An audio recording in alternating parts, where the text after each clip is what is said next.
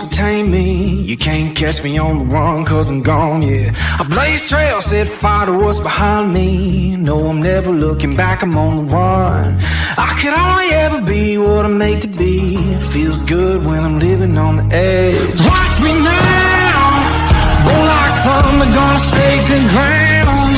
Can't stop me now, I don't give up and I won't back down. I'm a force of nature, can't be contained. I got lightning running all through my veins. Watch me now, watch me now.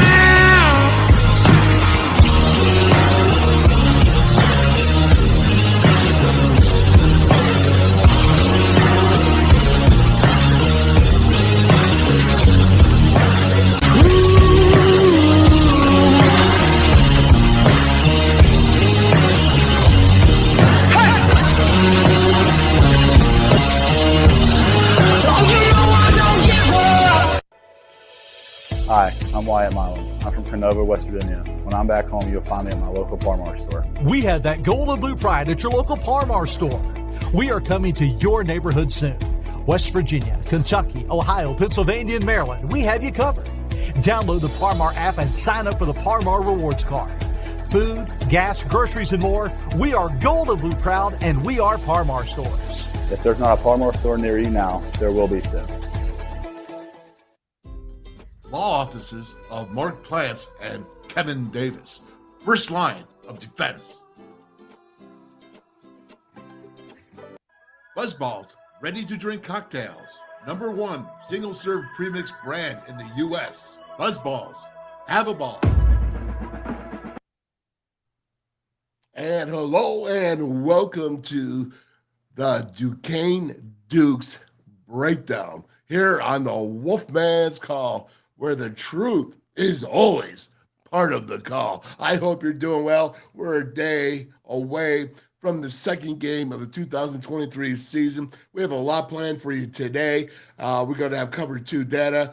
Jeff Davies is going to come on very soon here shortly, and he's going to give you all kinds of stat information. You know what? Hey, we're not giving any advice about betting, but you better listen if you're interested in all that. And, of course, we're going to have the stats, WVU. We're going to have Duquesne breaking that down. We had on Tad Morey from the Duquesne Radio Network yesterday giving us the breakdown. And we're just covering it all, man. And we're going to do a little bit of film, again, of that Penn State game to show you what I think the Mountaineers need to improve in and what they improve in and what they need to get rid of. That's for sure. And hello, how we going today? Kelly McCourt, what's up, man? How you doing? Joey Foster, yeah, I see you. All very good. Hey, and guess what? I've just been told by management, that we have more room for sponsorship. I don't know. I thought we were doing pretty good on sponsors, but I've been told we have more room to sponsor. So if you want, man, you can come to Wolfman's Call at gmail.com. Wolfman's Call at Gmail. If you want to sponsor, listen, I'll kill it for you, man. We already know that. There's no doubt about that. So that's awesome there. And speaking of that, we got to just jump our QR codes out there. I do this for Frank Fuhrer. It's the sports column right there. If you want to go ahead and publish your own articles, you can do it for free. The sports column, they'll do it for you. If you're just young and you're trying to get into business, man, this is what you want to do. The sports column right there, QR. And then, of course, Pallet mini batteries. Oh, hey, you know what? If you go green, you're going to save green, man. The last battery, Pallet mini, rechargeable batteries, right? And then you have this, Arson Grange Company. Oh, easier for a hemp dipper. AGC, do it that way. Yeah, wolfmandip.com. You can buy it at Par-Mar stores, our #1 sponsor. And go ahead and do that. And then, of course, Johnny Campbell, former offensive lineman, united in purpose, bold in strength. United, we stand. All right, that is cool. You can't say that sucks because it doesn't, man. That is so cool. So with all that being said, I want to get right to this. I want to get into this breakdown. There's a lot to cover here with this Cover 2 data.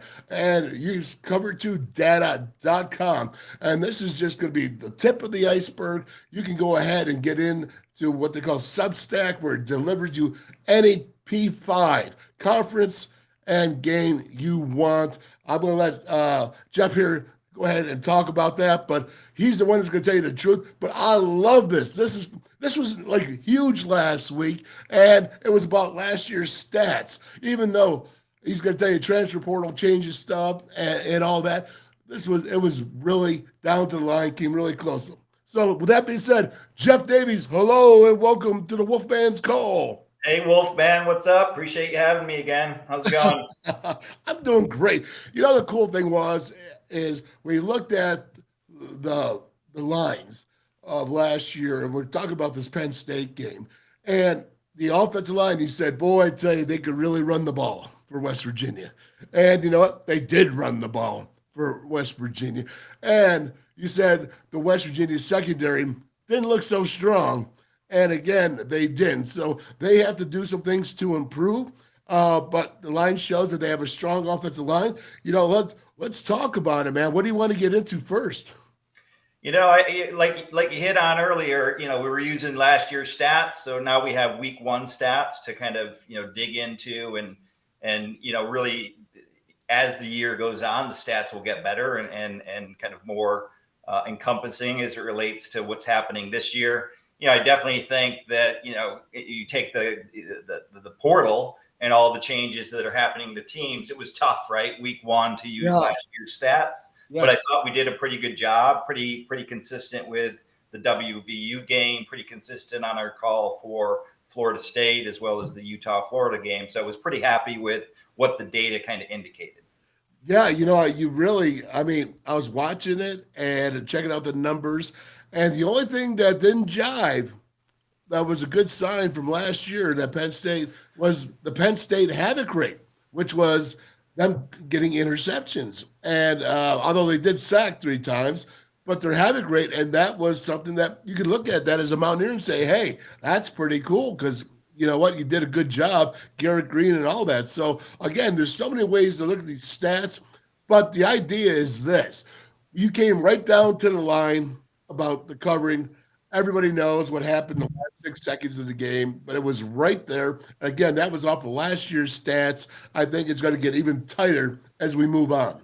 For sure, for sure. What you have there on your screen, just to jump right in, is the AP Top 25. And what we did was line up some of the advanced stats after week one compared to the pollster rankings. And, you know, as I look at that, maybe 4 teams that stand out that are perhaps a little bit underranked would be Tennessee, Notre Dame, Oregon, and Oklahoma based on their week one, results. I will say as a qualifier that the advanced stats don't necessarily take strength of schedule into consideration. But, when you look at like a net success rate, which is basically how efficient is your offense versus how efficient is your defense in stopping the opposing offense. The 4 teams that I highlighted there are, at the top of the list of that after week one and kind of mid to low range in ranking. So that's why I think they look underranked. We'll see how that plays out over the next, few weeks. Maybe from an over ranking just based on stats,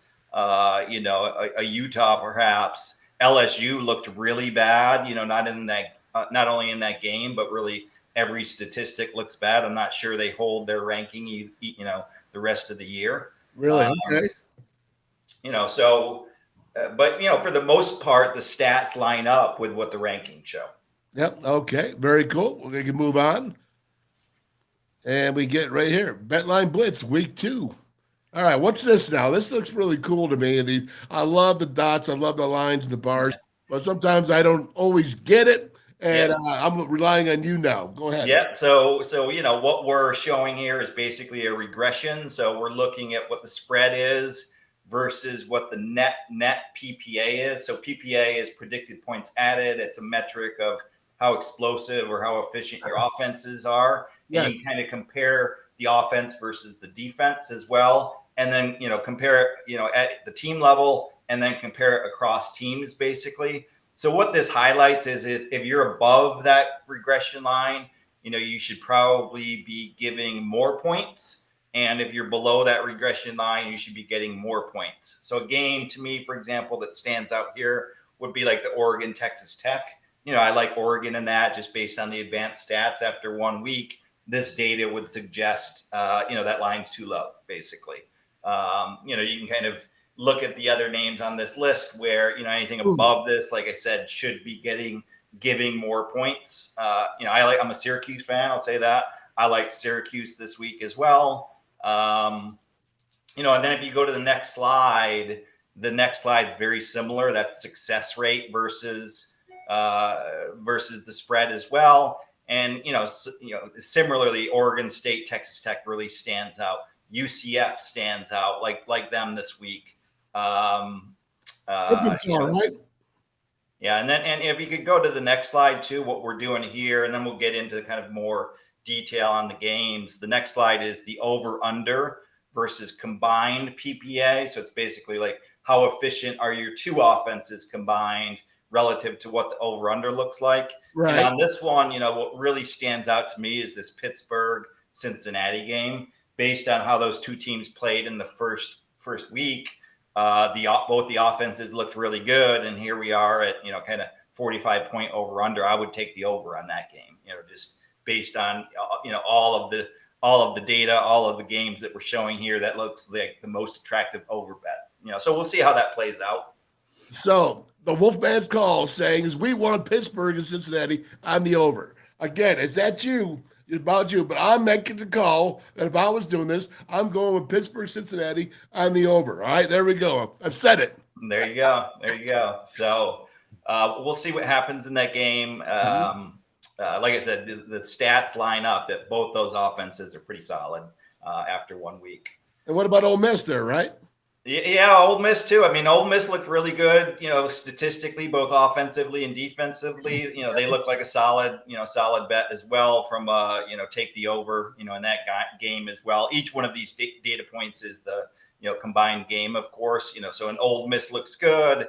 Houston, again, they played a pretty tough defensive team last week. So after week one, it would suggest taking the under on the Houston Rice game. We'll see how that plays out. The data would also suggest that game should be pretty tight, but Houston didn't look very good in week one. I think they only put up 14 points versus UT San Antonio. And we had talked about that game too, that it should be a close game based on the data. I think it was a 3-point game. You totally said that. I totally remember that. And it was like, yeah, man, when is Dana Holgerson's offense 17? It's just, it doesn't happen, right? All right. Exactly. So that, that was, again, consistent with what we had talked about last week. So feel pretty good about directionally the calls that we're making. And, again, we'll start to track this stuff and see how accurate we are. But, it's a different way to look at data, again, to hit on some of this stuff, success rate, what percentage of plays do you get at least 50% on first down of yards, at least 70% of remaining downs on second down, and then a first down on third or fourth down. And you can track that both offensively and defensively. So you can imagine, teams that have a high offensive success rate, low defensive success rate are often the best teams, right? So, all this stuff will start to triangulate for sure. Okay. So then what we do is look at, each conference, and we give summary lines. And what we do on the right side is, we're basically sorting these things based on the net success rates across teams and net PPA, again, predicted points added across both teams. And, this sort order, it really should be like highest line to lowest, highest spread, or line to lowest based on this ranking. So we try to identify things that stand out. And, on this, like I said, I think Syracuse, they played Colgate, so I'll acknowledge Colgate's not any good, but Syracuse had the best defensive success rate in all of Power 5 football last week. Their offense looked really good. They were, top 5 on a net success basis. I think the defense is underrated based on knowing that team myself. And, so I'd take Syracuse and giving the points this week. Miami, again, it's really tough to, know after 1 week. But if you look at the advanced stats here, Miami should be giving points, not getting points. So I like a Miami over Texas A&M. I know there's a lot of Texas A&M fans out there this year. And then a Virginia Tech, Purdue. I like Virginia Tech in this game. It's going to be a close game. All the stats line up.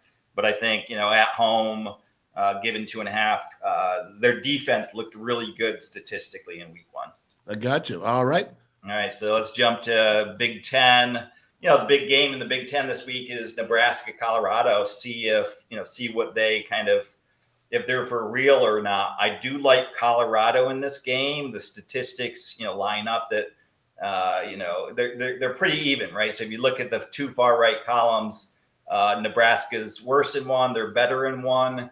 Yeah. But Colorado looked really, really good statistically, offensively, as we all know. Their defense didn't look great, but I do think that, just the passing game looks so tough. I'm not sure Nebraska can keep up with the scoring, quite frankly. So 59 over under. I mean, that's yeah. I'd probably take the under in, quite frankly. But I do see Colorado putting some points up, just based on the statistics. They had about a 65%, pass success rate, which is about as good as it gets, basically. Wow, he's an NFL guy. He's just an NFL quarterback, and they got the proper skill. We know that. Absolutely. For sure. The Iowa State game, the next one here that we have highlighted, I like Iowa State in this one. Again, taking kind of opposite side of consensus on this. Statistics line up that it should be a close game, but at home for Iowa State, I like them in that one. Okay. We already hit on Purdue, Virginia Tech, and then tonight's game, the Illinois-Kansas game. I'm gonna, I'll show you this in the one pagers, but Illinois looked really bad defensively last week and gave up some good chunk yardage on runs. Illinois had one of the best defenses of the last 10 years statistically last year. So I think that was a bit of an outlier. I expect the defense to perform better this week. So I think Kansas again is a popular pick, but just kind of going to take an outlier here and call it Illinois on that game. Okay, so you would take Illinois in 3. You got it. Get in the 3 for sure. All right. And that is, like I said, I think an anti-consensus pick. So we get into the Big 12, and like I said, I like UCF here. UCF just looks spectacular. Boise's tough on that blue field at home, no doubt about it. But statistically, UCF just looks really good, both offensively and defensively. The Baylor-Utah game, another one that kind of feels like a trap game for some reason. The line feels like it should be bigger, and certainly the statistics would suggest that Baylor should be getting more than 7.5 points. I mean, it's probably a must-win game for Baylor. They don't want to start 0-2, but I still take Utah given the 7.5 here.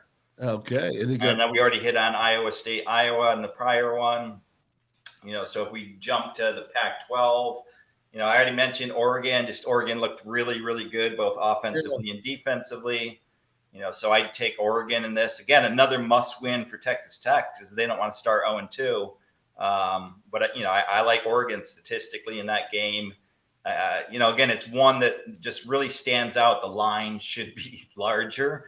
So you're kind of wondering what you're missing, but I don't think we're missing anything there with the advanced data. Okay. We hit on Utah, Baylor. We hit on Colorado, Nebraska, and then Stanford, USC. I'd take USC. USC. I think this one. I think it's going to be pretty close. Actually, I shouldn't say pretty close. Pretty close to the line. So I'd probably take Stanford, getting the 29 points. It's a rivalry. If you look at these two teams. They play each other years, for decades, right? So I think just based on the statistics, I take Stanford in the 29 in that one. Hey, Jeff, this is the last time USC is going to play Stanford since the late 1800s. Yeah, I mean, that's where I'm coming from. The stats, you know what I mean? The stats you got to kind of throw out the window a little bit when a rivalry like that ends, and I think it's closer than, what the statistics ultimately end up telling you. That's a bit of a gut call, of course. Absolutely. And then in the SEC, you have this big game, obviously the Alabama-Texas big game of the week.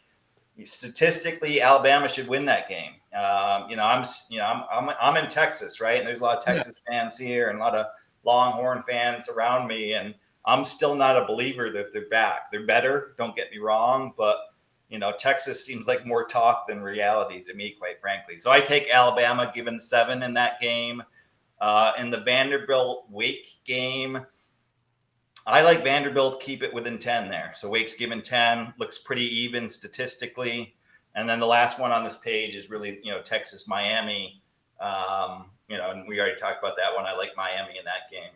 Hey, Jeff, Ed, I get all these Substack deliveries of all the games. I mean, just tell us a little bit about that, because people don't understand unless you go ahead. You can go to your website, cover2data.com, and you can see that. But until you sign up, and you get so much information, it's crazy. Yeah. So I mean, it's really a platform. Substack's a publishing platform, so there's a lot of journalists that have moved to that. So what we did was create, really the Power 5 conference. You can sign up for any team, get their, game summaries, game previews, season stats, all advanced stats, high-end data visualizations. And then it's basically split out by conference, right? So if you sign up at the conference level, you're also going to get, conference offensive stats, conference defensive stats, the top 25 work that we do, the betting line work that we do, the player stats. Much of that content's free. We will try to monetize at some point the team stuff, not currently doing that, but our hope is to build out, a network of really newsletters and across Power 5, and then maybe expand beyond that. And, potentially into NFL and fantasy as well, where the statistics, whether you're just a, high-end fan, a rabid fan, whether you're better or whether you're an analyst like yourself, you just are more informed on your teams and the games. And I like making the call. Yeah. And like I said, and you already mentioned it, but I'll mention it again, www.cover2data.com. Go check it out. It's free to sign up for. All right. Now, am I supposed to say data or data? I guess it depends on where you're coming from, right? So they both work for me for sure. Okay. So you got the Miami, Texas A&M, a game up there, the matchup up there, and maybe if I just go left to right, the offensive stats real quick. If you look at PPA, that's basically a measure of. We talked about this last week. You can probabilistically say based on down distance and what yard line you're on, what the predicted points are, from that spot and that down and distance. Yeah. And, so that's a measurement of explosiveness and efficiency. The advanced data just tracks, what percentage of your plays are runs versus pass, how successful you are on those, how many yards you attribute to your line, so how good is your line really? So if you look at this data, right, Miami's offense across the board, as we highlighted, is better than Texas A&M's on every statistic. Havoc rate, offensive havoc rate is, how much, havoc does your line give up, or how much is your quarterback throwing into pressure and, tip passes and interceptions. And again, Miami looks great there. They basically gave up no havoc last week, their front seven or their, or quarterback thrown into the DBs. So across the board on every offensive statistic, Miami looks better. And then you can do the same thing defensively, right? And Miami's better on 4 out of 5. So that's why it leads me to say, why not take Miami in this game, getting the points here. They look better on all metrics. All right. I make the call. It's going to be Miami. All right. Take the 4.5 with it, right? There you go. All right. There you go. So, yeah. Oh, I got a typo on this next one. It says Miami. It should say, I take Notre Dame in this game. Notre Dame just looks really good to me. I think it's going to be, a tough game. I think it's, NC State's going to be competitive. But if you look at what I highlighted there, what I highlighted was the defensive success rate. And Notre Dame just looks, spectacular from a pass success rate. They're, 16% is probably the top in the country currently. So NC State, did rush the ball 63% of the time last game. But if they try to pass against Notre Dame, I don't think it's going to be very successful. So we'll kind of see what happens there. Notre Dame just looks really solid so far after 2 games. I like Notre Dame there. Okay, so Notre Dame getting 7, right? Notre Dame's giving 7. Yeah, giving 7. Giving. Listen, all right, folks. I'm making these calls. You can hold me accountable here. I'm telling you. I'm digging this. All right, next one. We got Pittsburgh, Cincy, and the call on this one was just the over, really. Okay. And, again, if you look at the PPA rates, if you look at the success rates offensively, both for Pittsburgh and Cincinnati, they both looked really good in week one. So it stands out relative to the rest of the over-unders this week. Two really good, two really efficient offenses, at least in the first week. Again, and their opponents may not have been great, but they did what they should have done against those opponents. So, That's right. with the over-unders at 45.5 last we checked, and, we like the over there. All right. Again, making the over call with Cincinnati, Pittsburgh. Totally digging it. Let's keep it rolling, man. Syracuse, next one. Again, just some backdrop. I grew up in Syracuse, New York, or just north of, so I'm a diehard Syracuse fan. So I've been some rough years up there, but I think Dino's going to turn it around this year. And like I mentioned earlier, Syracuse had the best defensive success rate of any Power 5 team this year. They're a lot deeper than they've been over the last number of years. I think that's going to help them this year. Western Michigan's not a horrible team, but I think they get given 24 at home. The offense looks really good and the defense looks really good. So I think this is a bit more of a blowout than that 24 points. So I take Syracuse here. So you're taking a while. Bet 24. All right, that's yeah, a little bit of a homer bet there, but I'm gonna live and die with my squad for sure. All right, I got Q's down. You got it. 24. Yeah. All right. There you go. And then next one's Virginia Tech. I think I mentioned I like Virginia Tech in this one, and I like the over in this one as well. And the reason I like the over is what I've highlighted here is both of the teams, weren't very good defensively. Virginia Tech's rush defense looked really bad, and Purdue's pass defense looked really bad. So with a 46-point over/under, I figured, if the defenses are as bad as they looked in week one, we should take the over there. All right, Virginia Tech, Purdue. All right, I'm doing it, man. I'm going to the over. All right, there you go. Yeah, and then next game's Illinois, Kansas, and like I said, this one really does look like Illinois should. You should be taking Kansas. I'll just be honest. The data lines up that you should take Kansas in this game, but knowing the data from last year and knowing just how good Illinois' both offensive and defensive lines were last year, I'm just going to throw kind of week one out as an anomaly and take a non-consensus bet and take Illinois in this game here. Okay. Didn't highlight anything on the data, but if you look at the rush success rate, Illinois' opponent last week was at 50% success. So that's a really poor kind of statistic for what was the best. Illinois last year was one of the best defenses over the last 10 years from an advanced statistic perspective. Well, I'm going to tell you. All right, so now you're taking Illinois with the 3. I'm taking Kansas, right? This is where we draw the line right here. There you go. We'll make sure we check this out. There you go. It's gonna keep us honest for sure. It's gonna keep us honest. Very good. Next one's Iowa State. What's funny is I looked at some of the data that we pulled together. One of the things we pulled together for all the matchups is historical. I missed the Iowa State one, man. Do you have Iowa State in there? No, I don't. I must have missed it. I'm sorry. Oh, don't worry about it. What do you got up there for me? Nebraska? Yeah. Nebraska, we talked about this. Nebraska, I like Colorado here.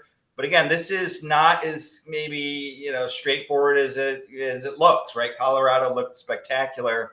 But some of the things that stand out is, Colorado defense really doesn't look good, all that good statistically. So their net success rate is relatively low for everybody, kind of jumping on the bandwagon already. The PPA and success rate are giving conflicting signals on who should win this game. Lines up with a pretty close line, right, at 3 points. But if you look at the success rate that Colorado had passing, and you look at Nebraska's pass success rate, I think Colorado can have some success passing the ball against Nebraska. So if that's the case, I'm just going to take kind of Colorado giving the 3 points there. When you look at Nebraska's offense, what do you these numbers? Okay, rush rate 60%. I mean, Yeah, I mean, so 60% of their plays are rushes, right? So they're a run-heavy team. yes. Rush success rate, you can see, they're a much better rushing team than Colorado was against TCU. 20 points better of kind of success, right? Yeah. Nebraska really didn't have much success passing the ball, right? Colorado's, pass rate, excuse me, they passed at 34% versus Colorado. 2/3 of their plays were passing plays. And you can see, again, kind of Colorado is about 20 points higher, 42% to 62% of success rate on passing. So Nebraska is a good running team, doesn't look so good passing the ball. Colorado is not a very good running team, but looked really good passing the ball. So I'm just going to lean to, hey, passing is more explosive. I think they'll be able to score a few more points than a run-heavy team, and that's why I'd take Colorado in this game. Well, I agree with you. I'm taking Colorado right with you there. Very good. Cool. Next one's Wisconsin. Wisconsin, again, this one's a tough one for me. If you look at the statistics and what we do on these one-pagers, a little harder to see on this one, but we, show all the team logos where they, whoever has the better metric basically across those offensive and defensive metrics, that's what those logos are there for. So if you look at this one, it's pretty mixed, right? Washington State and Wisconsin are pretty mixed across the board, which tells me it should be a pretty close game.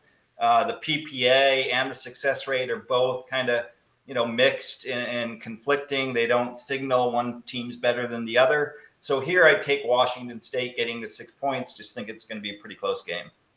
Getting 6 points, but even though it's at Whiskey, right? Or this is at Washington State, I believe. Oh, this is all right. Well, yeah. Have you ever been there? Woo! I have not. That's a tough one. Pullman, yeah. All right, here we go. Next one, very good. I'm gonna go with you on that one as well. Going there. All right, go ahead. Next one, Baylor. So Baylor, Utah's the next one. Again, look at the logos here, right? It's of the 10 to 15 different metrics. It's kind of 12 out of 15 favor Utah. The success rate, the PPA, everything favors Utah in this matchup. Baylor really didn't look good running the ball at all. Utah, tough matchup and has better statistics than, Baylor in their North Texas matchup, I guess. So, everything here, it's a head scratcher that the line's only 7.5. So, I'm leaning Utah here. You're going to take Utah. All right. Yeah. You know what? Because the quarterback's still hurt, right, for Baylor? That's a good question. I did not check that before jumping on. I believe he is. So go with that. Okay, go to Houston now. Yeah, Houston, again, don't have strong conviction in this call, to be honest with you. But, Houston did not look good in that last game. The stats line up that this should be a closer than 10-point game. It's an in-town rivalry, right? These two, I'm in Houston myself, right? These two schools are only a few miles apart.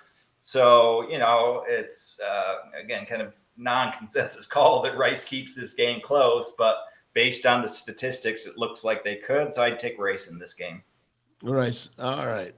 And I hate to do that. Actually, I have one of the kids that I got a couple kids. The high school we went to, Matthew Golden is a receiver there at Houston. He used to come over to our house all the time, so I'm a big fan of Matthew. But well, I'm going to go with Houston on this because I don't bet against data. There you go. I really don't because every time I do, I get screwed. Oh, what's the last one is Texas here. Yeah, last one's Texas. So hit on this.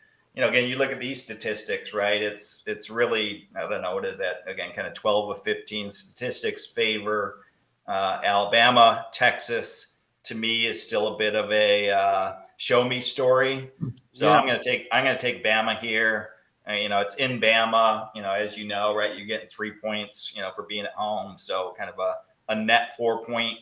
Line here with as good as Alabama looks, from a statistic perspective relative to Texas, I'd take Bama here. Wow. That is cool, man.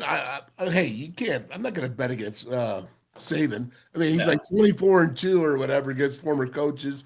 Bama, Texas is coming up, but they're not there yet. All right. So I got that. All right, cool.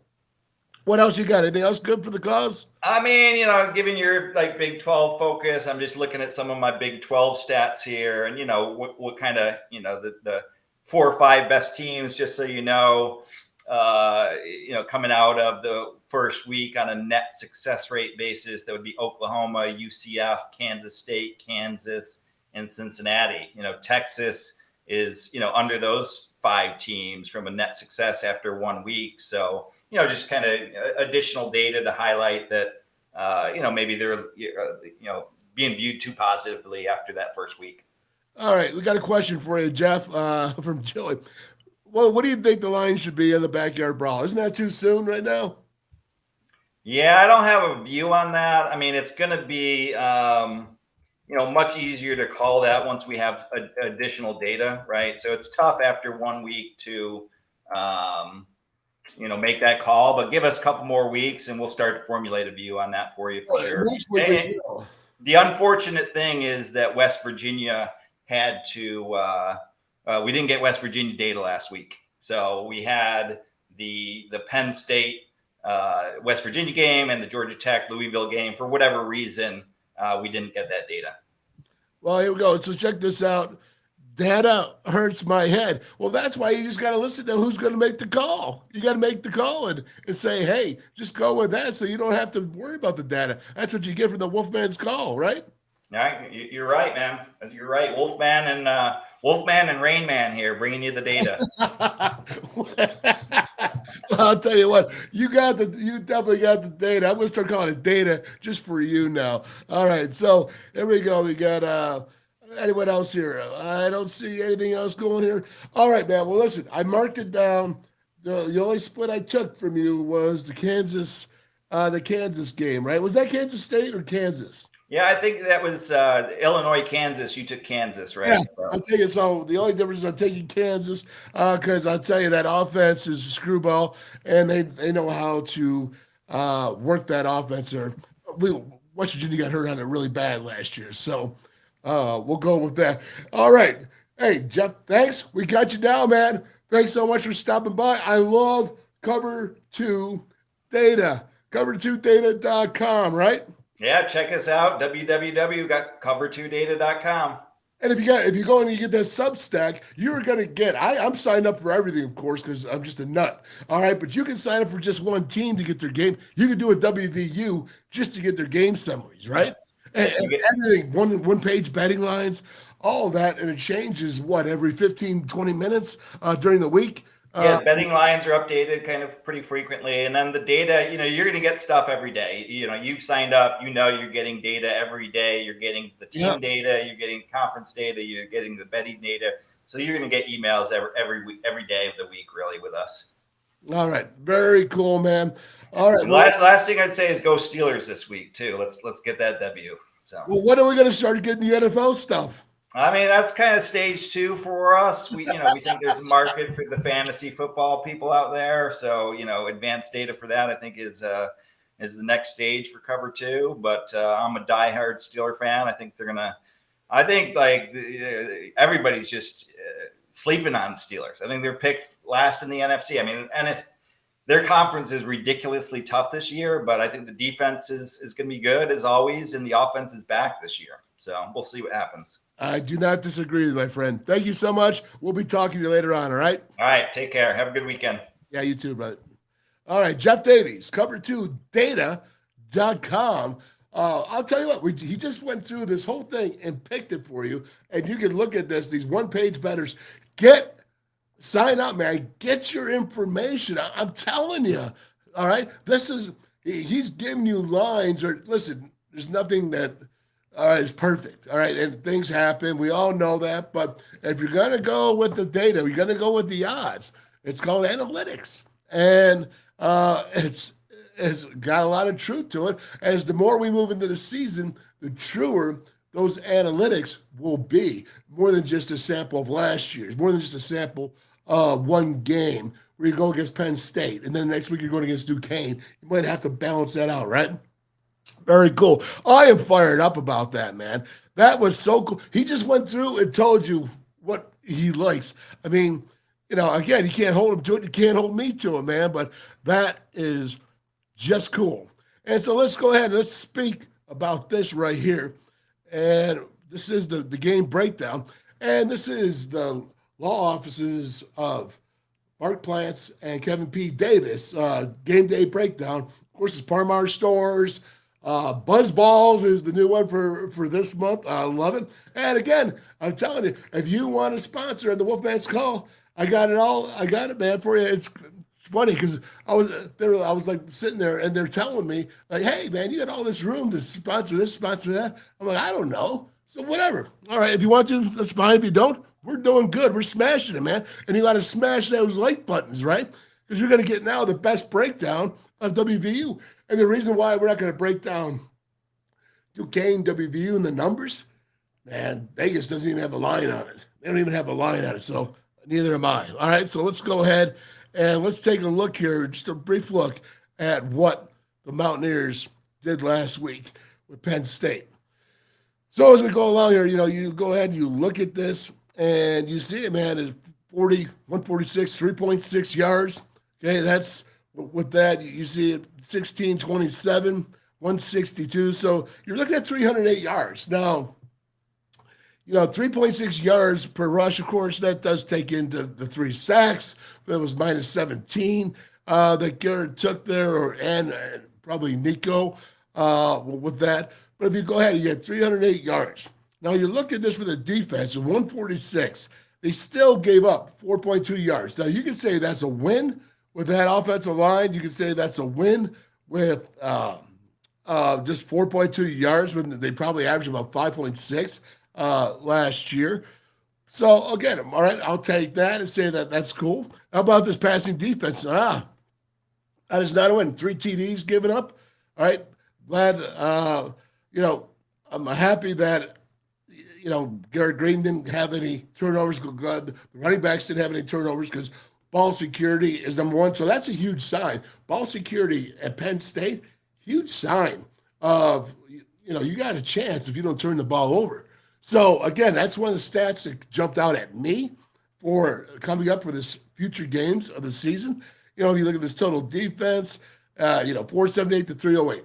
Not as close as people want to make it, not as much of a moral victory as people want to say it is. I don't care. 500 yards, 38 points is not a moral victory. Scoring 7 points for the first 56 minutes in a game is not a moral victory, even though it's at Penn State.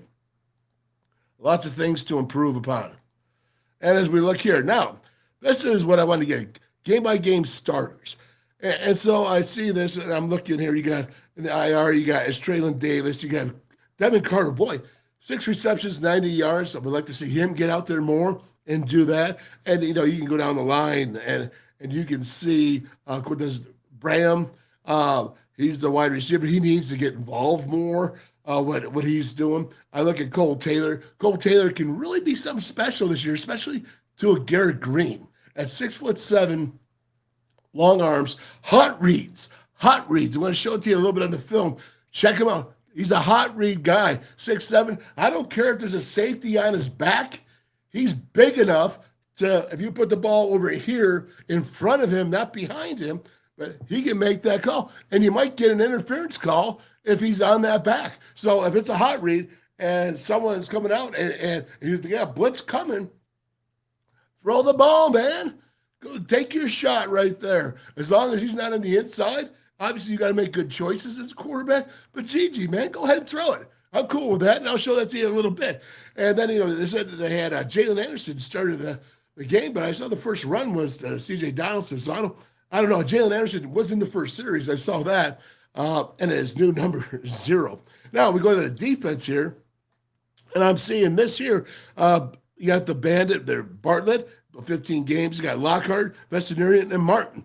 Sean Martin. Listen, I'll tell you, if you want to get fired up and you want to see Eddie played good, I like him.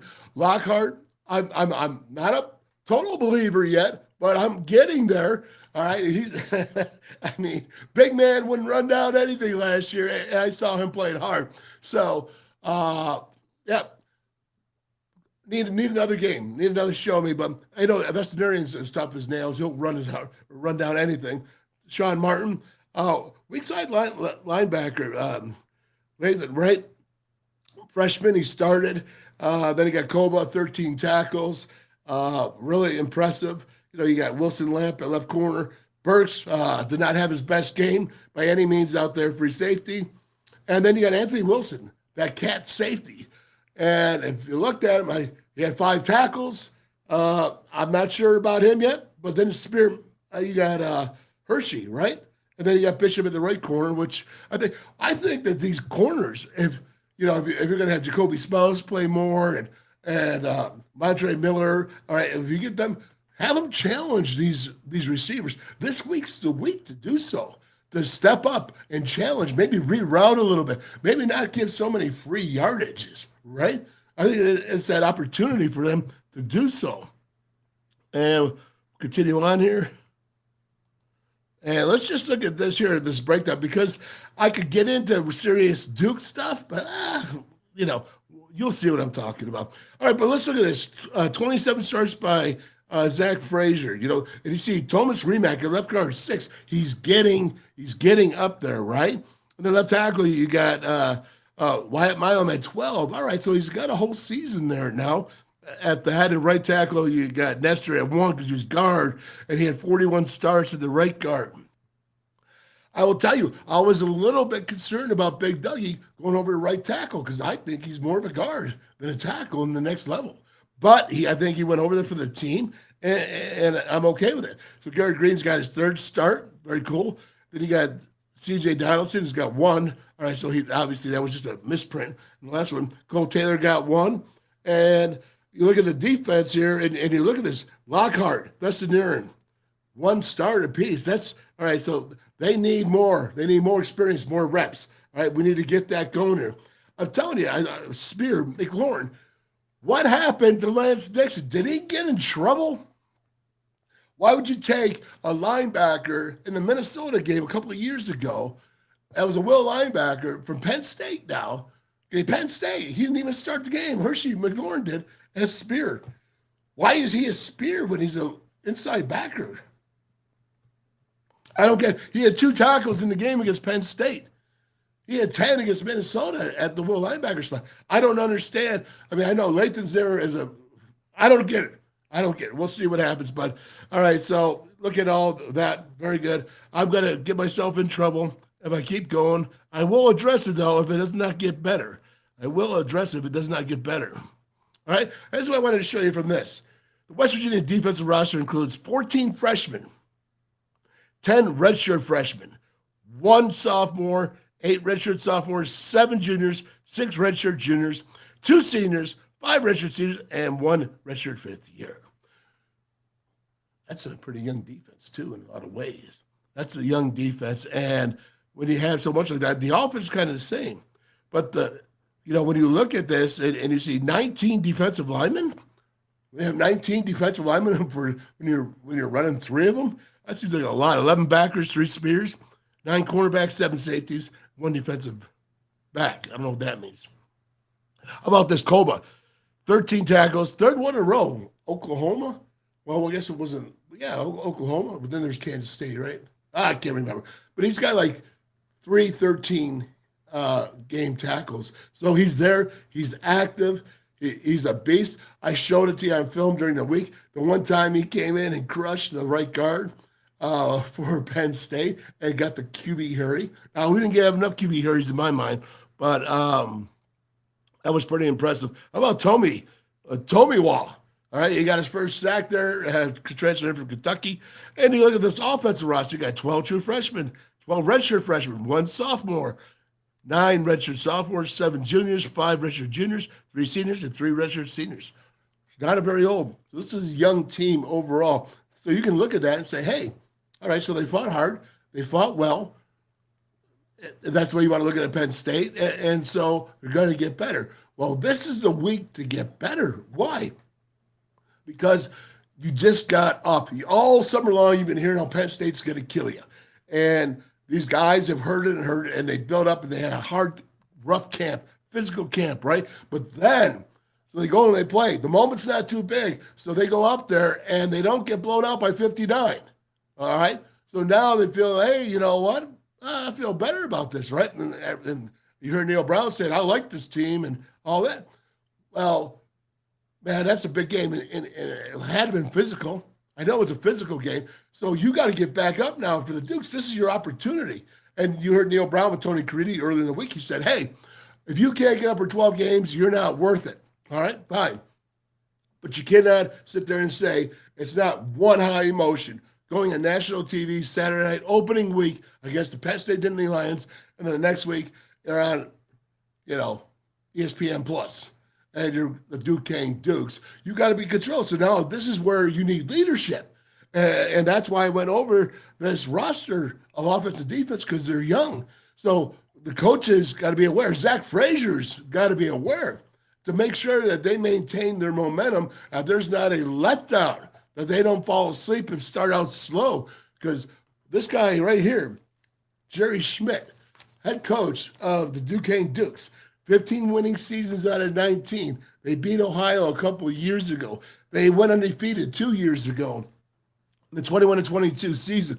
All right, the guys a couple times in the playoffs. The Duquesne Dukes, not telling you they're a powerhouse, but I'm telling you, this guy knows football, this coach, and he knows he's going to have a team that's pretty disciplined. So what I'm saying is, don't stub your toe, Mountaineers. Make sure you're up. Make sure you're ready to go. And let me see here. We got anything. CJ Donaldson, man, I'll tell you, hey, CJ, man, all right, even with the weight gain that I was worried about him. I was worried he's a little tight. You know what I mean? Because he looks just like a yoked dude. He looked pretty darn good, man. I'll tell you, especially behind that offensive line. And also, when we see that, I read down here, Garrett Green scores his 10th career rushing touchdown. That was a cool read zone. I don't believe you saw a read zone where he pulled it. To that point. Now, I didn't go back and study every play, so I can't say that he didn't pull it. I can't remember that it was a good decision or a bad decision. I'm not saying any of that. That was a great decision on that touchdown play. So Garrett Green pulling that on that read zone, great decision. Let's go to the next one. All right, just quick stats so you all can remember this, right? Devin Carter in receiving, he had 90 yards on 6 receptions. Very nice. Jalen Anderson, 2 receptions. Okay, so you see this? 6 to 2 to 2 to 2. All right? That's not, just the stats will tell you. We talked about 30 minutes of data, right? And that's not good enough. All right, Garrett Green, 16 to 27, 59%. I want to see in the 60s. He's never hit that 60s yet. So what I should suggest is I want to see them move the pocket around. Again, you have to understand what I'm saying about moving the pocket. I'm going to keep saying it. I want to help Garrett Green to be successful. And when you drop back 27 times, and out of those 27 times, I can't believe that there's like 17 or 19 pressures. And he was running like a jackrabbit, right? He was running out there. Let's put him on the perimeter, because you know how effective there's the 3rd and 15 that he went avoided. He had a great block downfield from receiver just coming in the way of him, and he knows how to read that field. Use it to your advantage. Use your strengths. How about this? How about going under center and then coming out and doing a bootleg? Or you can even do a pistol bootleg, right? Have the back behind you, you're in the pistol gun, and you fake it off, and then boom, you're out to the perimeter, man, and you're seeing what you got down the field, because now you can go 1-2. You have 2 reads, 1-2, and there's no offensive lineman in front of you. Or you can go ahead and you can do what? You can run.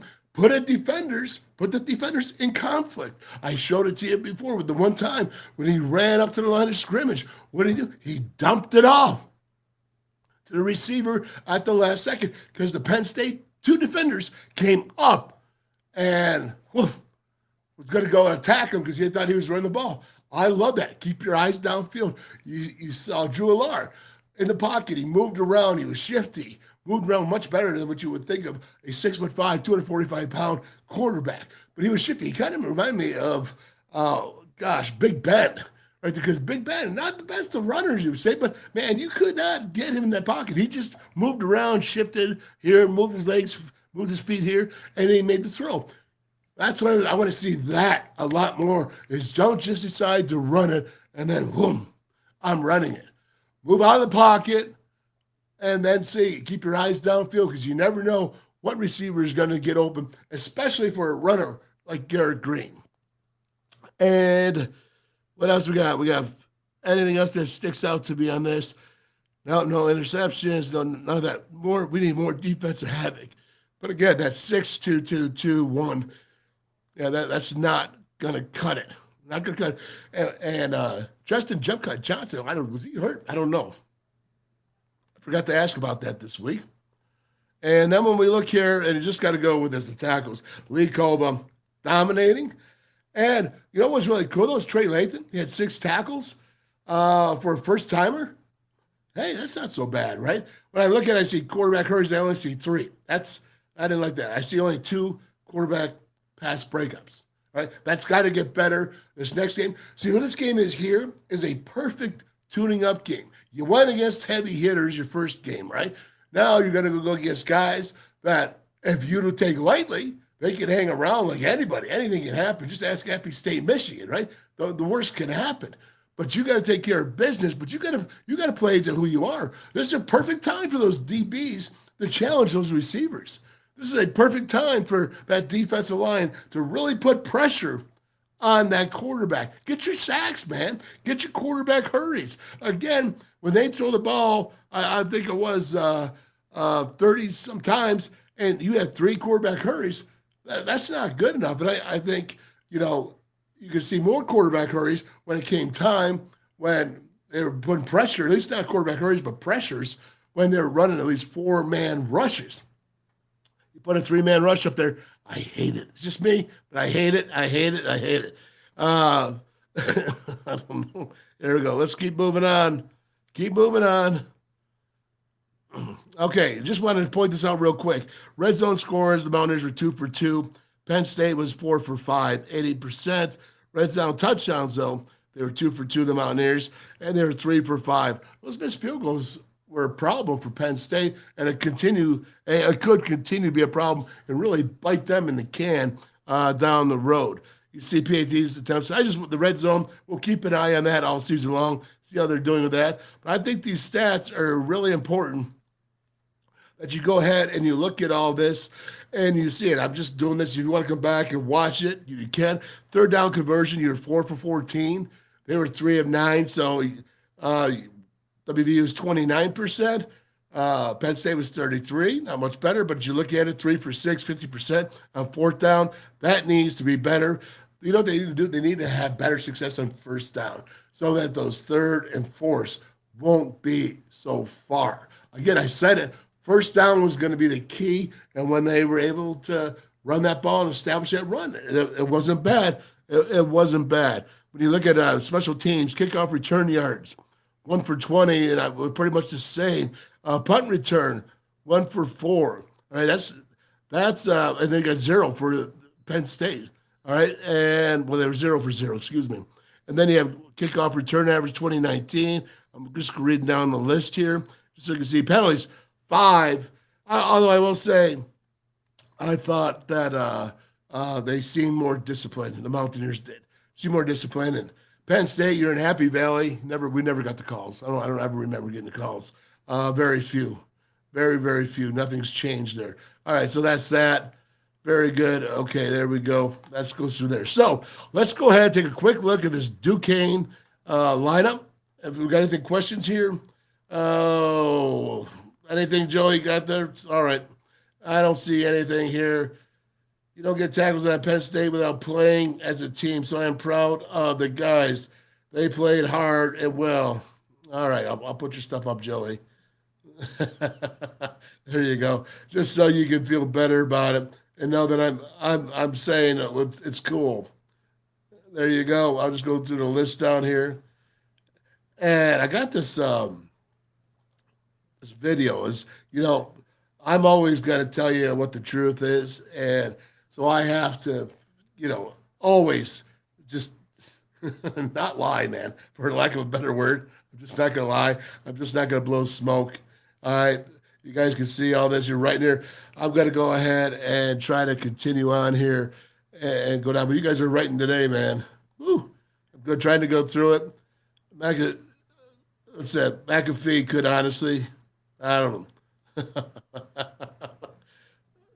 The Storm and Beckley, I made a service. I thought you lost it Beckley last week or yesterday. I think Timothy said he was there, that he lost it last week. But let's go ahead and take a look here at Duke's depth chart. And what I want to show you here with Duke, blow it up. All right, so you have a new quarterback here, and it's Paredes, and he was 7 of 13. All right, there's not a whole lot I can do here and show you this. All right, they have some older guys. Their defense is much more imposing. If you were here yesterday, you heard Tad Morey saying that the defense. I gotta get jellies there. Holy crap, Bob. All right, so I can see. There is Paredes. There you go. All right, so when you go down there and look at this defense, they have a lot more. They got 6 grads on there. They got some juniors. There's 2 redshirt sophomores, but that's it. All they got juniors, or there's 1 sophomore, excuse me. All right, so you have that. They played at Florida State last year. They started out a little stronger. They missed a lot of tackles. I was going to show you film on them from the Florida State. I'm just like, why? It's not even some of the same players. I will say this. They have a running back that is Taj Butts. He's a transfer from Missouri. He had 10 rushes for over 100 yards. He's legit. That's a true running back. And, I think that they got some players in the Keyshawn Brown, DJ Powell receivers. But this is about Duquesne. This is about WVU. It's not about Duquesne. But I want you to see this here. This is their 2-deep depth chart. Hey, Big Red, why is there no 2-deep depth chart in the game notes for the WVU? I understand about Penn State the first week, but why is there not one the second? Get Big Red, Mike Montoro. What's up with that, dog?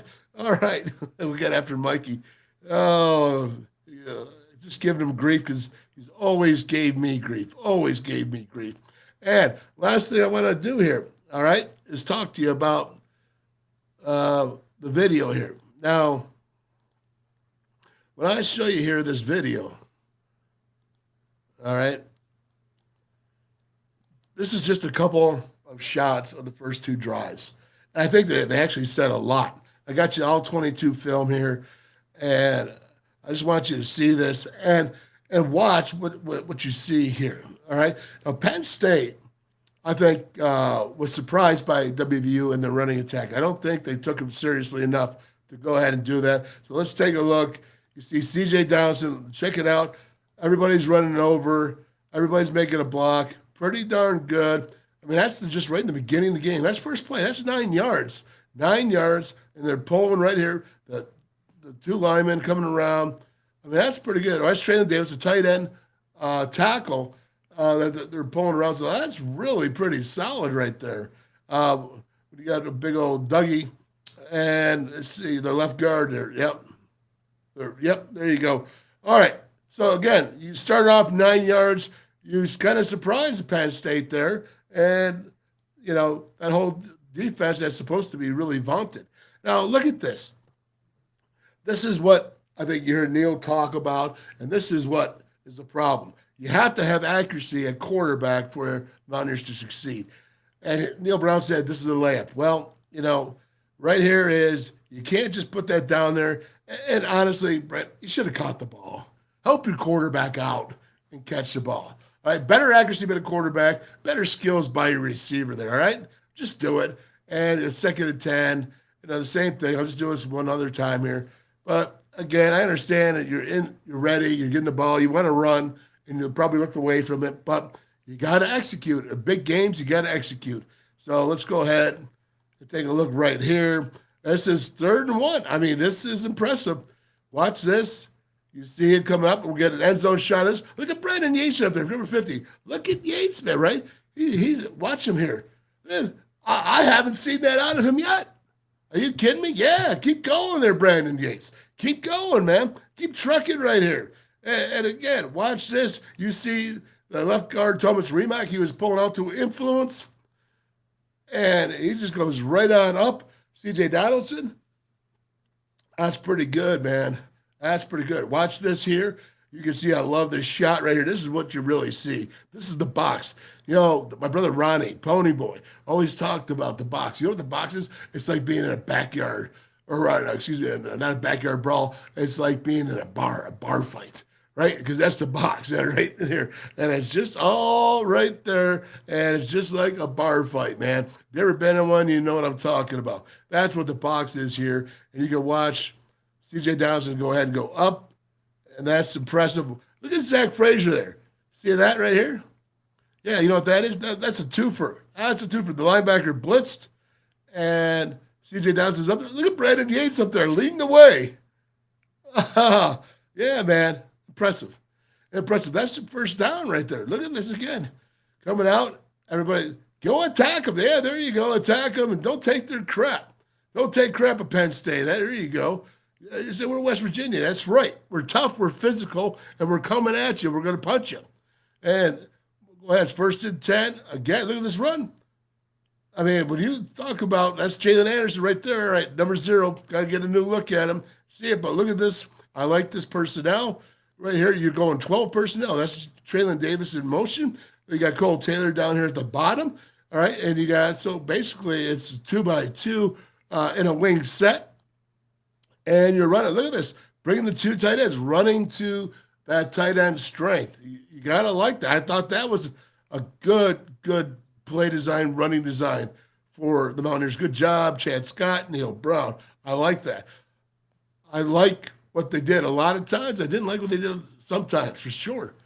All right, so again, now this is just a quarterback draw. I've never seen this one here before with him, right? Well, you know what?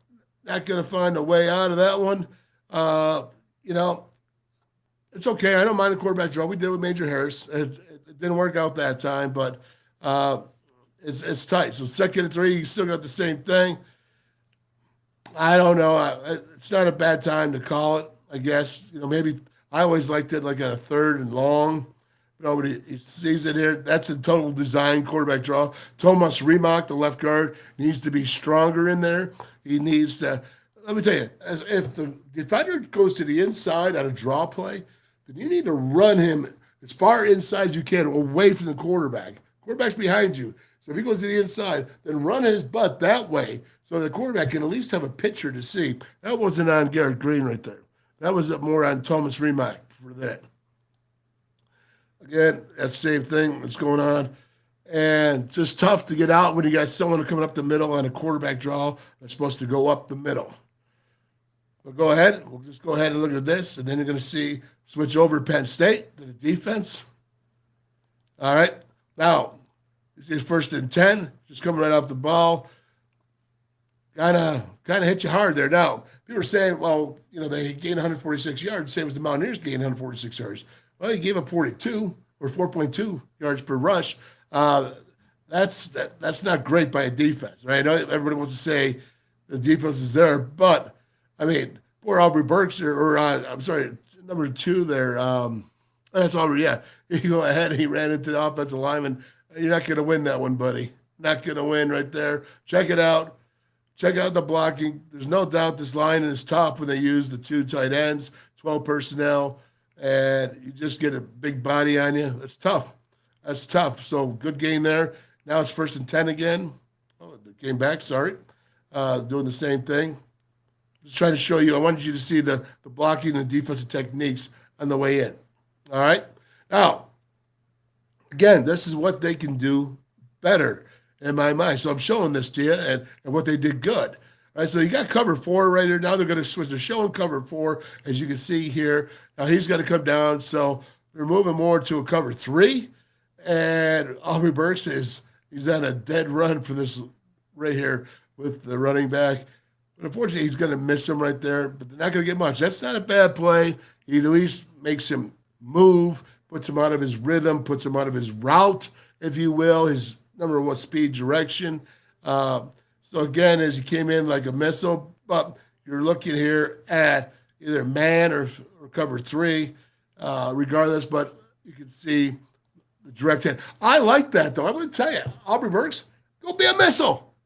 Go be a missile, man. That's what I want. I want to see more of what I saw with the Penn State DBs. They attacked. when they gave room in the break, it's not like they just kept backpedaling and slow to react. It's like West Virginia receivers stopped, they got a hitch, a 5-yard hitch, and turned around. You know, they're attacking, man, and that will show up. But that's what I want to see. I want to see more aggressiveness out of these DBs because you can't last in the Big 12 by giving them all this yardage. Look at this yardage over here towards the boundary up top. Right, you have 2 receivers. Okay, this is easy. You know what this is?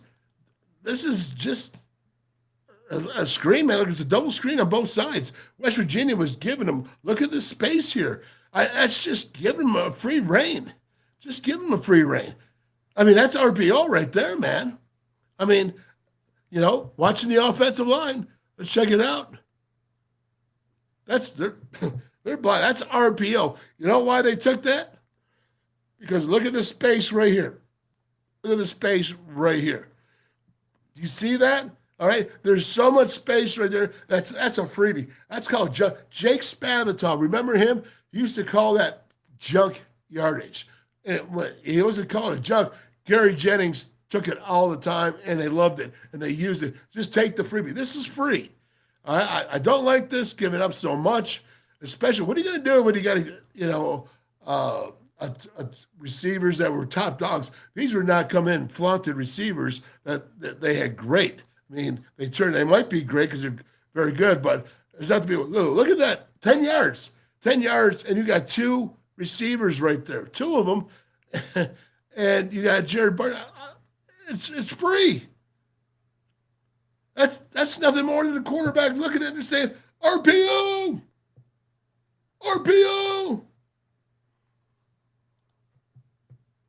That's all it is. I think you get the point. I'll let it run. Right there. Look at this. Oh, they got looks like 11 personnel going back for a pass. You know what? Not good, right? Not good. I think Aubrey would like to have that back. Again, it's, you know, it comes. But I want to say is, you know, Sean Martin, he's gonna be tough, man. He's going to be tough. Duck Riley, his grandfather's on the show, was on the show once, and he's just a great dude, David Duck Riley, and just a great dude, man. And this is him. You can see here. Watch him come around there, 91. I mean, he's putting pressure. He just went ahead and worked through a combo block and then to the tight end, Theo Johnson, and, you know, forces it up. Now they made it. You got to have the other guys getting in there and filling up the lanes.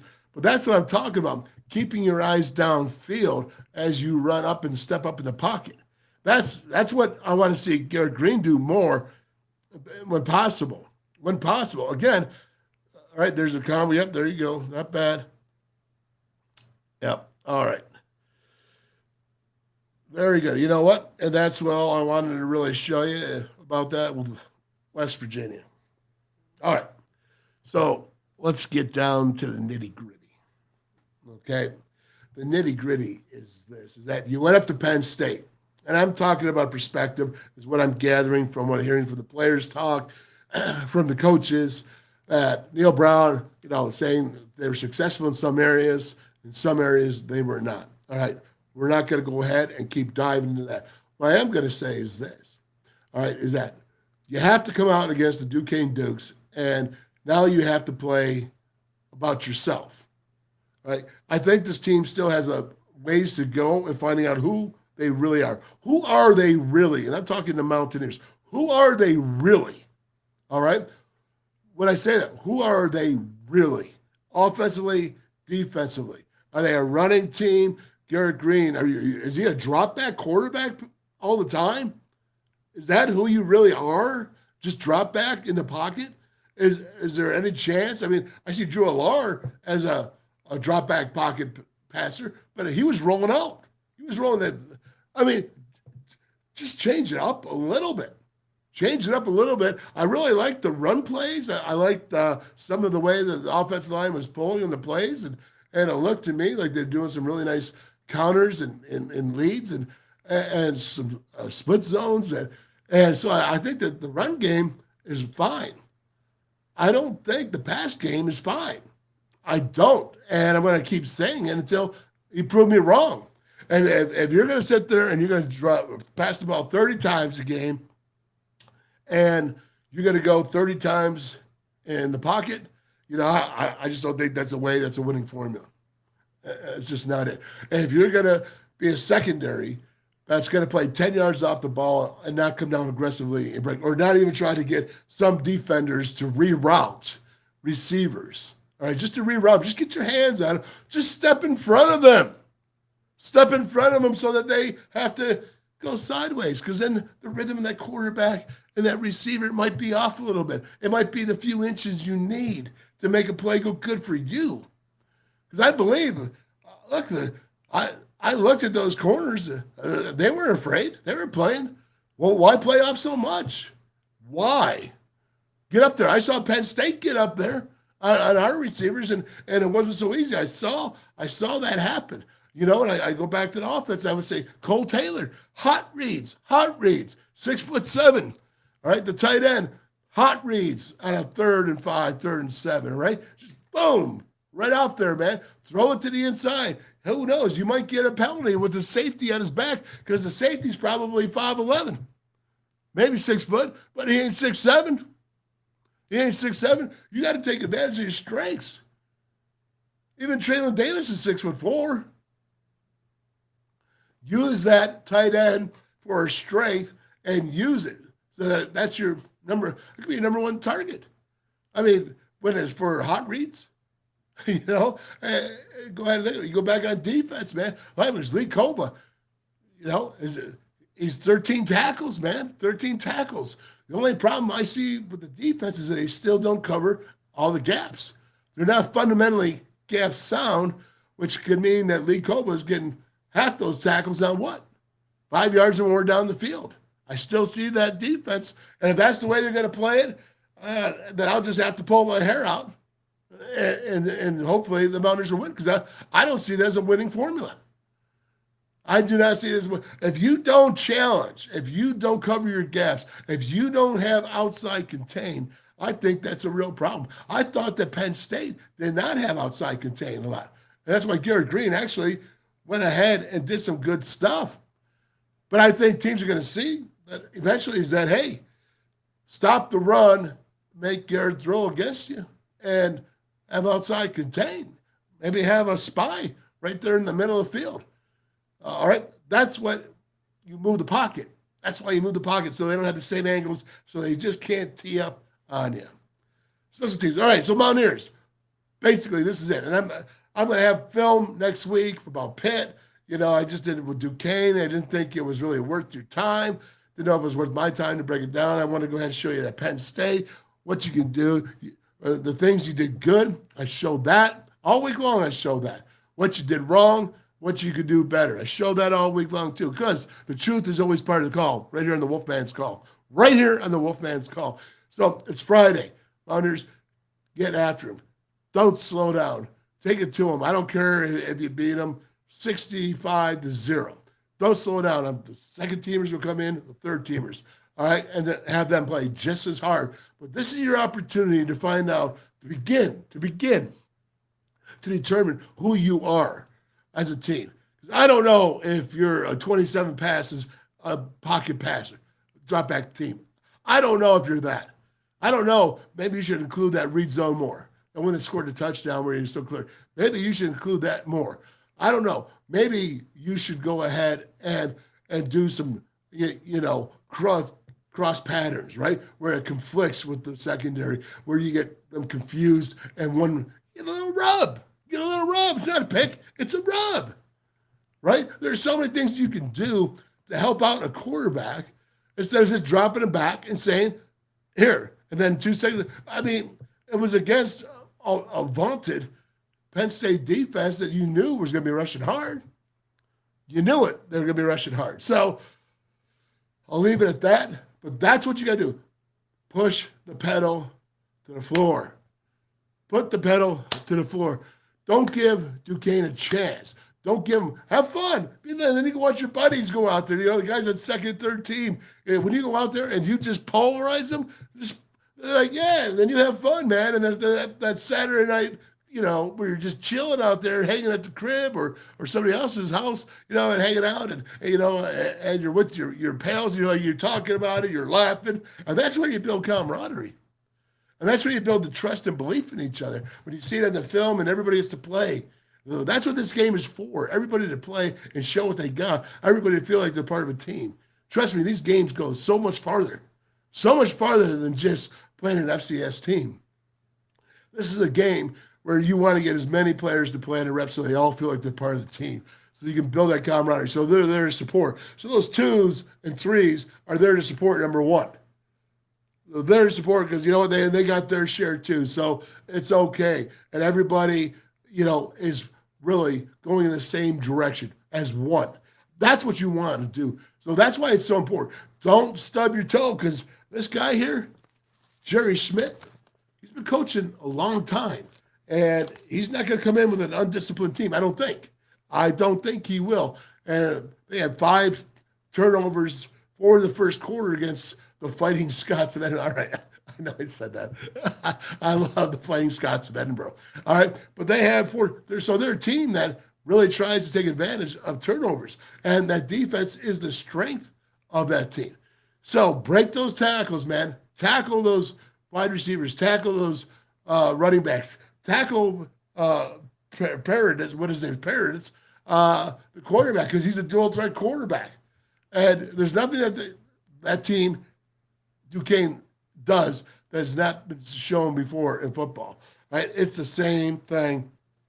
And you can go ahead and go out there and put the pedal to the floor so that you can feel good about yourself, so you know the direction you want to go, so you know who you are, because you know why? Because next week, it's Pitt, and it's the backyard brawl. And you want to know who you are going into that game. You don't want to be thinking about this Duquesne game on Sunday. That's good. Saturday night, yeah, you're thinking about it, you're having fun, and you're slapping high fives with your brothers. Yeah, that's good. And then on Sunday, you're there for Pitt. Pitt. And it means a lot. Pitt. 4-letter word, man. So that's what it is. So again, on Sunday, you're not thinking about Duquesne. You're thinking about Pitt. But on Saturday night, celebrate. Celebrate, because when you go ahead and you pound a Duquesne team, as you should pound a Duquesne team, that's good stuff. And that's good mojo for the next figuring out who you are. Who are you, Mountaineers? I know who you want to be. You want to be winners. But who are you to be those winners? What formula are you using to be those winners? And I think the coaches and the players all need to figure that out. And once they do, then I think you got a shot at having success. I really, really do. I think you have a shot at having success if you can come together, if you can figure out a few things that are different that I saw Saturday night against Penn State. I think you have a shot for being successful. And if you don't, well, I guess time will only tell, and we'll know if I'm right or I'm wrong. But I will say this. I'm only saying what I think and what I feel, because the Wolfman's call, the truth is always part of the call, at least to me. And that being that, I hope you guys all enjoyed. And ladies, if there's any ladies out there, I hope you enjoyed everything I brought here on this game breakdown. I didn't know I was going to be doing these. But again, we want to thank Mark Plants. Remember the former fullback, Mark Plants, and Kevin P. Davis. They're both law attorneys here in Charleston. And they're supporting here the Wolfman's call. I really appreciate them. I love it, man. And, Parmar Stores, what a great sponsor they are. And Buzz Balls, go ahead. You get that Parmar Stores, they sell them right in Parmar Stores. And, of course, what else we got? We got a whole bunch of stuff. We got Paul Mini Batteries. We got Arson Grange Company, Switch the Dip, from the nicotine, no tobacco, right to the hemp dip. Beautiful. Johnny and Meg, they're total Mountaineers in North Carolina running that. And Just a lot of good things. A lot of, you know what? And Cover 2 data is www.cover2data.com. Jeff Davies, man, the dude is cool. I mean, he may be a data nut, but when he sits there and he says that this data right here is telling you all these games and over, under, or the spread, who he wants to take, hey, that's up to you to make that call. I make the WolfMan's call. I do it for myself. But boy, I tell you, it's got to be helpful. You got to be every Friday. He's going to be here every Friday. At least I hope so. Or he's going to give me the information, regardless, because what they're doing is so different, so unique, and there's not another place like it. So that's pretty cool. Is there anything else here? Let me see here. WVU in a Pitt Bowl game needs to happen. WVU versus Pitt. Come on, come on, man. In a Pitt Bowl game, that would be cool, wouldn't it? I want to see it every year. I want to see a Pitt game every year, man. What do you got here? Oh, who do we got? Timothy Green. I like to see you guys win the ACC. I like to see WVU win the Big 12 and be up there bowl. All right, I'm going the wrong way here, obviously. Let's see. Hey, Wolfman, love the staying power. All right, what is that? Staying on what? And what was the trophy you guys had? Well, I'll tell you, I'm missing the whole beat here, man. Joey gets on here, he screws up everything. I can't follow everything. He just goes and talks as fast as he can. All right. Well, wait, now Yvette's on here? What's up, Yvette? How are you doing? All right. I love having Yvette on the show. In a WU context, very flawed, but Oklahoma State quarterback play. Their opening win by two of the quarterbacks is pretty good over FCS Arkansas. All right. Don't you just love college football? Yes, I do. Best thing ever. So tired. There we go. As a retired West Virginia underground coal miner, it is basically what I live for in the fall every year. Well, good for you, man. I'm glad you made it out good and safe, and that's cool. All right.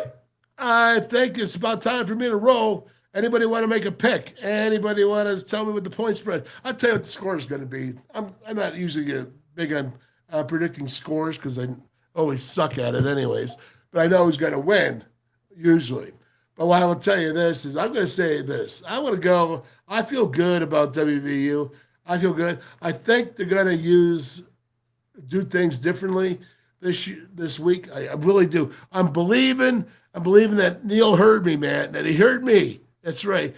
But he also knows. He knows the bottom line, and he knows what I'm talking about. And I say that the DBs can't just give up 3 yards like that. You just can't give up 3. It was a first-time starter. Drew Lars is going to be a real deal quarterback. But 3, I mean, anyone could do that. If you're going to give them the room, it's called RPO, run pass option. And if you're going to be back so far and you're not going to put the numbers out there to defend it. I mean, I showed you this week when they did put the numbers out on that trio, that bunch trio wide, when they run the 2 tight ends and the receiver, and they went ahead and they threw it at the one time when they played it way off. They got over 10 yards. And then another time I showed it where they went tight on it. They went tight and they defended that bunch trio tight. And what did they do? They threw it to the other side of the field. It's all about what you give them. So don't give them those 3 yards. Challenge them. I'm begging you. Defense, challenge. Sometimes you got to give up 6 points when you're challenging. Sometimes you get beat in man coverage. Sometimes you get beat. But it's like a slow death. Just a knife going slicing you up. Slow death. When you go ahead and just you're dying. It's like there's 100 slashes, but you're going to die at the end of the game. We're not going to give you one big dagger, but we'll just give you a slash 100 times. That's what it's like playing that. It's mind-boggling insanity. It's like going to the 2-minute defense when there's 6 minutes left. It's mind-boggling. Play what you do.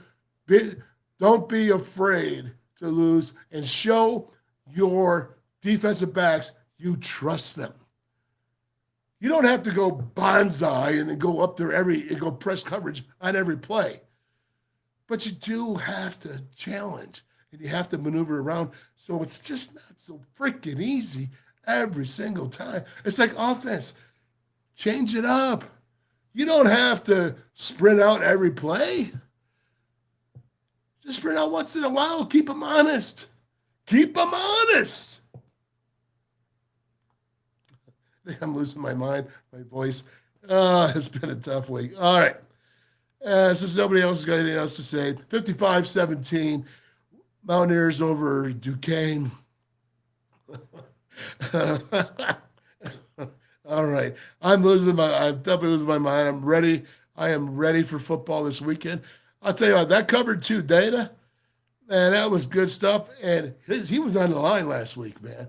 He was on the line. All right. We're going to have Cantrell's in Hinton, West Virginia, River City, Grille and Pub. Man, love you. Oh, it's beautiful down there. Calacino's down in Beckley, West Virginia. It's Pizzeria and Sports Bar. Thank you for being part of the network. Route 22 Sports Bar right up there in Weirton, West Virginia. Man, I tell you, 12 50-inch screen TVs. It looks so cool to me. Then you got Archies up there at East Carson Street, right in the heart of the enemy, man. Pittsburgh, Pennsylvania. And then you have Kegler Sports Bar right there in Morgantown. You know that's hopping this whole weekend, man. Jerry, Greg, Steve, and Dougie. Danny's all the way down from Morgantown all the way down to the Bluefield, man. Part of the WolfMan's Call Network. And Paige down there, Danny's. What's up? Danny's Bar. And how about this? Jimmy Pointer. We got Jimbo's in Elkins, Jimbo's in Buckhannon. So nice they did it twice. You got Mel at the Tap House, the Mountaineer Tap House, right there in the heart of Morgantown, right in the heart of the students. Hope it was a great Country Roads Trust student watch last week, Mel. Mountaineer Tap House right there on Oakland Street. Pitch down in Dunbar, West Virginia. Boy, what a place. It was so cool, the restaurant and all the park behind it, all the football fields, the soccer fields, all the sporting events. It was so cool. I went in there and checked it out myself. You got Bridgeport. You got the Brickside Bar and Grille. Rob Davis. Love it, man. I got 30 different beers on tap. And I'm trying to think, did I forget? Oh, we got Steve Reese, Mason Jar, Barbecue and More. Mason Jar, Barbecue and More. Steve Reese, and I know he's got some things going on at the stadium this weekend. And you got the Pallet Bar. What a great pregame we had against Penn State down there. Haley, thank you for everything. Appreciate all you guys. And then at the Legends Sports Bar and Grill out at Cheat Lake, right there in Cheat Lake, West Virginia, out there at Lakeview Resort. All right, that's it for that. And it is amazing that I tell you, I go on fire, man, on fire. And what else we have here? I think it's time to close it off with, how about this? How about close it off with Zach Frazier, who you know is the best center in the country. By far. Anyone wants to go ahead? I got film. I'll show you a film from when he's a sophomore. So now, freshman too. I'll show you a film when he's a freshman. When he went and played, he started left guard, went to center, and then, or right guard, center, and then right guard. He was a true freshman. He did the same game. I knew he was going to be special then. Best center in the country. Let me see here. Anything else? I love this channel. Oh, here we go. I love this channel. All right. Because the Wolfman, he's straight up and honest and very passionate about WVU football. Well, Timothy, that's very cool. And I'm ready for ZF, man. Thank you very much. How about this? What's up? Zach Frazier.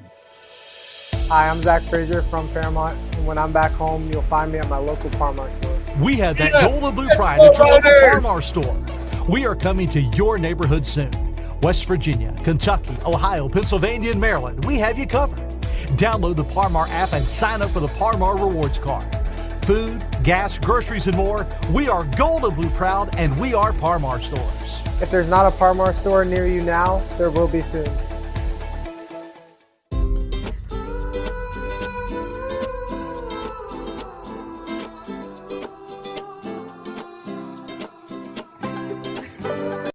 Buzzballs, ready-to-drink cocktails. #1 single-serve premix brand in the U.S. Buzzballs.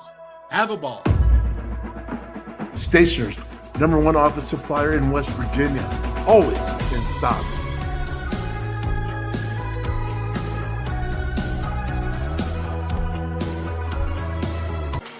All many, the anywhere, anytime chargers, powering a connected world.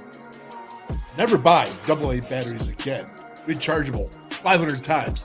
Plus, Paul Mini AA USB lithium battery. As easy to charge as your cell phone. Sustainable energy. Stay charged. Go green. Save green.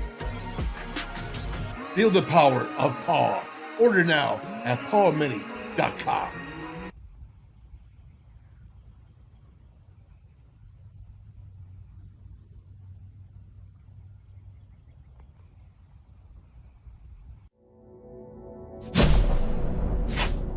West Virginia United.